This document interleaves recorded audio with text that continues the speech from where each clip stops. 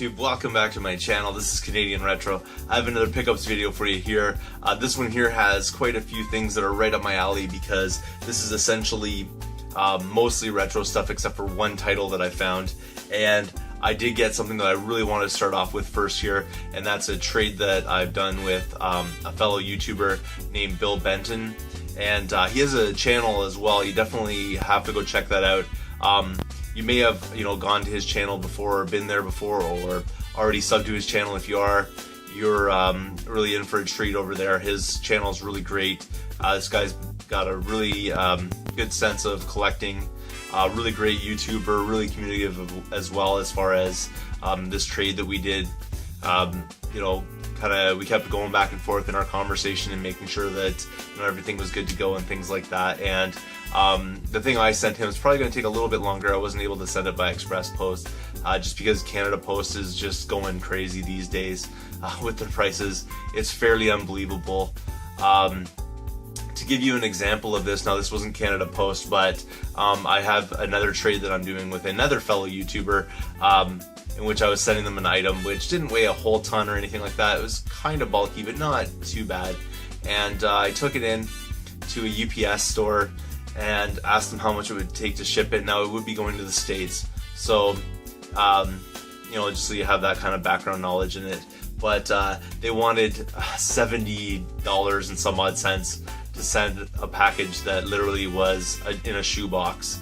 I couldn't believe it. I was just like, there's no way I could possibly be sending it, because literally the stuff in there really wouldn't justify the cost of the $70 to cost to actually ship it.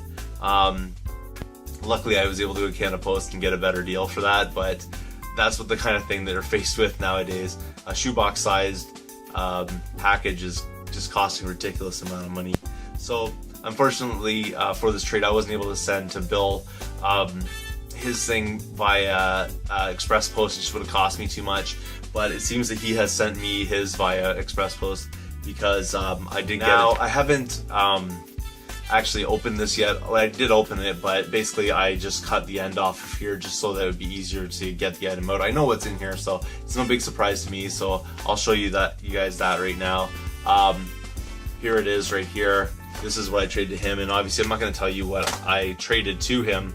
That's something you'll have to find out when you see his video, but he sent me a copy of Mega Man X, which I really needed for my collection. From the looks of it, it's in decent shape. Like, the label's not ripped or anything, but it's definitely faded and worn, which isn't really a big deal. I can always upgrade this later. I'm just really happy to have this cartridge in my collection. The reason being is that while this game is not overly expensive, I don't think on the market particularly, in my local area, if you take a look at the Kijiji ads, the Craigslist ads, people are trying to get $40 or $50 for Mega Man X. I know they need to have their heads examined, but honestly, like, if I wanted to get my hands on this game like immediately kind of thing, I had to basically do it in a trade, because I'm not going to go blow $50 on a game. That's just ridiculous. So really happy that Bill hooked me up with this. Really appreciate that, man. And if you guys haven't checked out Bill's channel, go over to it. It's Bill Benton. I will put links down below, obviously, as I always do for people I do trades with and people that I'm shouting at, whatnot. You definitely want to go see his channel. So like I said, go check out those links and get over there and check it out and subscribe yourself. So pretty awesome right there. The next things are all from thrift shop finds and things like that, so I'll get started on that immediately. The first place I stopped in at was one of my usual Goodwills, and they had a ton of games there, but none of them are selling because, well, they're priced the same as this one is, and I decided to buy this one here, and it is Super Mario Galaxy 2. So I bought this. Now this is not in the world's greatest shape. The case is going to be needing a replacement because it's pretty ugly, but and also it's missing its manual, which is kind of unfortunate. The disc itself is in shape. It's not really in great shape, but I didn't have this in my collection already, so happy to get my hands on Super Mario Galaxy 2, that's for sure. I will change out the case and stuff like that, so this will end up looking a lot better than it currently does, because it's fairly beat up as far as case goes and all that kind of stuff. But again, this game is still fetching quite a bit of cash, so to get this one for the price I paid, which is $5, I thought was a pretty good deal, and again, I can always upgrade that one later. The rest of the stuff I have is kind of cool because it's all retro stuff, like, which is pretty amazing. It's hard enough to find, you know, like Genesis and NES and Super Nintendo stuff really out in the wild.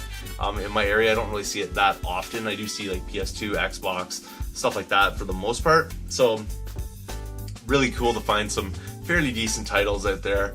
I did pay a pretty penny for some of it, but nothing like ridiculous, and definitely, you know, market value or less. So pretty happy. One game that I think is sort of disregarded by many people, but I think it's pretty cool. Like, it definitely has an awesome look to it, is Vector Man. And that one there I picked up from the Value Village, and the price on that one's $5, which basically is what it goes for. But I think this is maybe somewhat of an underrated game. I think there's a few frustrating things about this game that turn people off from it, but I think it's really cool. I've seen video of it before, and I've really wanted to get this, so I picked it up today because of that fact. But this game right here is basically like a side-scroller kind of action game, so pretty fun all around. Pretty happy to pick that one up. Another game that I picked up from the same Value Village is this one right here. You can already see the label on it. Paid $5 for it. It's Little Mermaid. This is also a rather enjoyable game to play. Not really that valuable or anything like that. I do have this in my collection already, but this one is in a lot better shape. The backing's not really, it's kind of scratched up and things, but the label itself is in pretty decent shape. I think the one that I have, the label might be a little bit ripped up on it, so this will be a replacement. At least the front cover of this will be a replacement, and the pins look fairly decent. Of course, I'll be cleaning all of this up. I also picked up from the same Value Village this copy of The Lion King for the Sega Genesis. Pretty happy to be able to do this.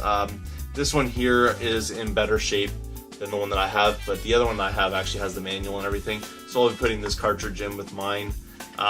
It's in pretty decent shape for sure. Not the world's greatest shape, but definitely better than the one I have. The one I have looks a little speckled. I think the glue or something was kind of miserable on it. The case that it came in is a little bit scratched up along the side here and things like that, but it still has its hang tab. I don't know why somebody would do that. They kind of like look like they drew a line or something carved into the side of it, but whatever. Pretty cool to get a box game nonetheless. Unfortunately, missing its manual. And then the next one, which I already have, and this is a good game for sure, definitely worth the price that I paid for this, is Disney's Aladdin. If you haven't checked out the Genesis version of Disney's Aladdin, you definitely need to. This is the superior version. I know people are SNES fanboys and stuff like that, but this one here is the one that you really want to be playing. Really, really enjoyable side scroller as well. And this one here, you can see right there, I paid $5 for it. Definitely worth it.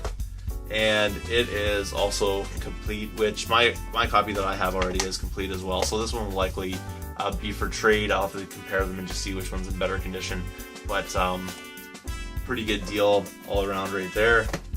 Didn't end though at that, it ended at that particular location. There were a couple other things, like they had a copy of Sonic 2, which I'm not really interested in because I see it all the time.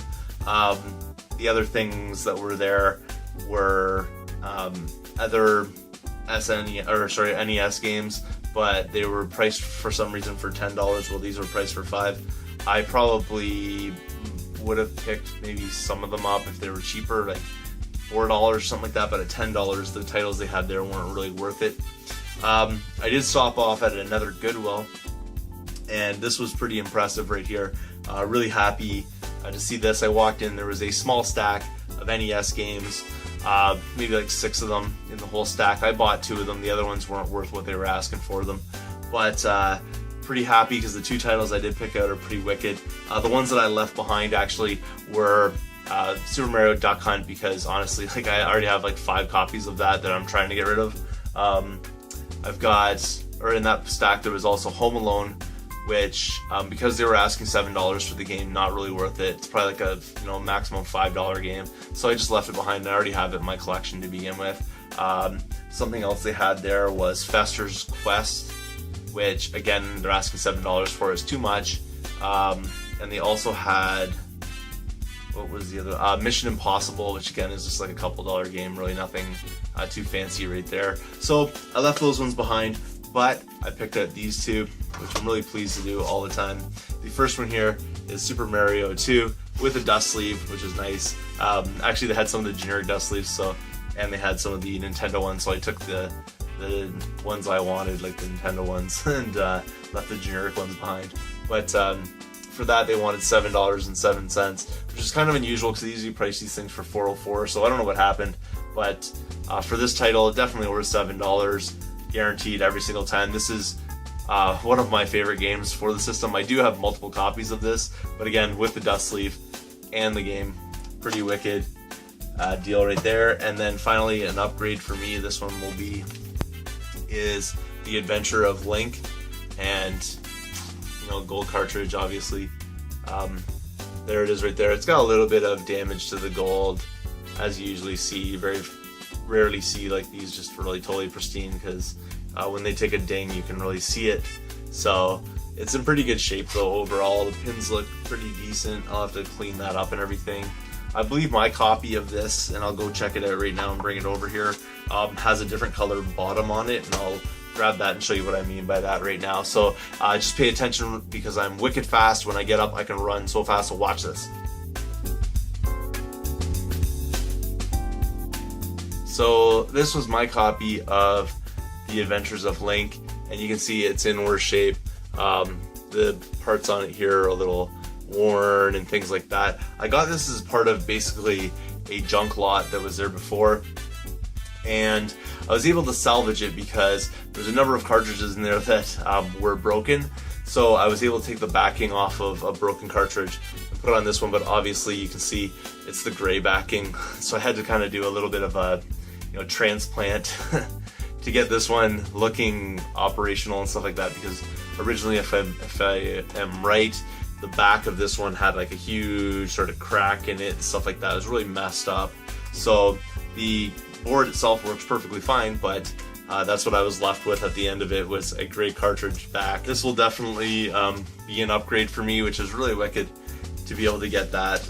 No, not really new additions, but good games to find. And for both of those, I paid $7.07 each, so really good deals all around. Thanks again for watching. If you haven't subscribed yet, please do. Feel free to thumbs up this video, comment down below, and I will see you all later.